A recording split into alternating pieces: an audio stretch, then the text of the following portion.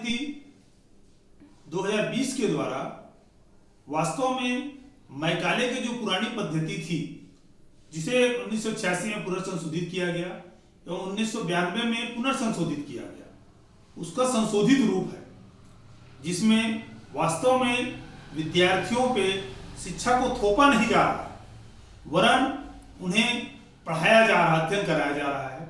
साथ ही उनको भारतीय संस्कृति के अनुरूप उनके आत्मसंबल को बढ़ाने वाली शिक्षा उन्हें प्रदान की जा रही है, जो कि हमारी भारतीय संस्कृति एवं समाज के अनुरूप है और साथ ही रोजगारोन्मुखी भी है। वास्तव में हम सभी जानते हैं कि यह शिक्षा नीति 5+3+3+4 के पैटर्न पर आधारित है।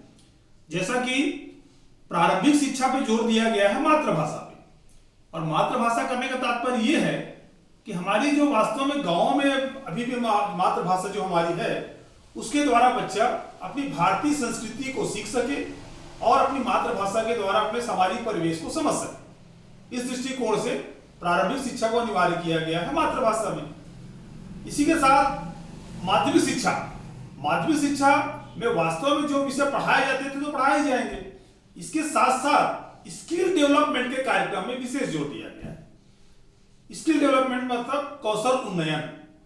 कहने का तात्पर्य यह है कि बच्चे का जो परंपरागत व्यवसाय है, जैसे बढ़ईगिरी हो गया, मैकेनिक का काम हो गया, सिलाई कढ़ाई का काम हो गया, यदि उसमें वो इंटरेस्ट है, हॉबी है, तो साथ ही साथ वो काम भी वो कर सकता है, ताकि जीवन में वो एक कुशल कारीगर के रूप में भी तैयार हो सके। साथ ही उच्चतर माध्यमिक शालाओं की जो पाठ्यक्रम है, जो कि 9वीं से 12वीं तक 4 वर्षीय तय किया गया है, इसमें स्ट्रीम चयन का जो बाध्यता थी वो समाप्त कर दी गई है। कहने का तात्पर्य यह है कि अब आर्ट का बच्चा मान लो लगता है साइंस का कोई विषय, भौतिक, रसायन या मैथ्स पढ़ना चाहता है, तो उसमें से एक विषय वो चयन कर सकता है। कॉमर्स का बच्चा को लगता है कि वो इतिहास पढ़ सकता है, राजनीति विज्ञान पढ़ सकता है, समाजशास्त्र पढ़ सकता है, तो उसमें से एक विषय को वो चयन कर सकता है। इस तरह से पढ़ने की आजादी दी गई है, अध्ययनशीलता की आजादी दी गई है, स्वतंत्रता है, लचीलापन है, और जिससे व्यक्तित्व का संपूर्ण विकास यहाँ पे होता है। इसके साथ साथ भाषा के चयन की स्वतंत्रता भी है, चाहे तो अंग्रेजी माध्यम ले सकता है, चाहे तो हिंदी माध्यम ले सकता है, अन्य भाषाओं का चयन भी कर सकता है यहाँ पर। इसी प्रकार से जो महाविद्यालयीन शिक्षा है, उसमें भी अत्यंत लचीलापन लाया गया है, अत्यंत फ्लेक्सिबिलिटी है। कहने का तात्पर्य यह है कि यहाँ पे 4 वर्षीय पाठ्यक्रम रखा गया है और हर पाठ्यक्रम का अपना अपना महत्व है। बच्चा मान लीजिए फर्स्ट ईयर करता है, प्रथम वर्ष करता है, तो उसे सर्टिफिकेट का कोर्स दे दिया जाएगा। द्वितीय वर्ष करता है तो उसे डिप्लोमा का कोर्स दे दिया जाएगा। तृतीय वर्ष करता है तो उसे डिग्री का कोर्स दे दिया जाएगा, और चतुर्थ वर्ष करता है तो रिसर्च की डिग्री होगी। कहने का तात्पर्य यह है कि 1 वर्ष पढ़ के भी बच्चा किसी कारणवश पढ़ाई छोड़ देता है, अध्ययन उसको बाधा पड़ जाती है, तो वो व्यर्थ नहीं जाएगा, वरन वो सर्टिफिकेट का कोर्स उसे मिलेगा।